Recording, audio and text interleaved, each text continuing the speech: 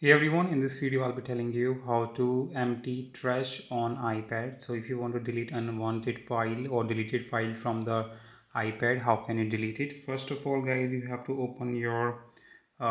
open your gallery, and once you open your gallery guys, you have to tap on this icon over on the top left. Just tap on it, and from here guys you will see option. You have to scroll down, and here you will see this recently deleted option. Just tap on it, and it will ask you to touch provide your touch ID.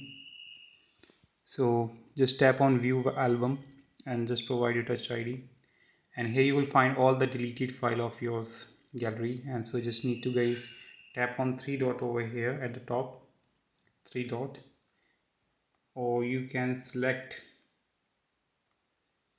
Here's the selection option. Yeah, just tap on the select option at the top right corner and tap on three dot at the bottom right corner, and tap on delete all files. So and tap on delete from this iPad.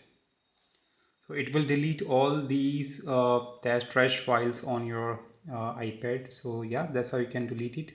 Hope you like it guys. Subscribe for more video. Till then, bye bye.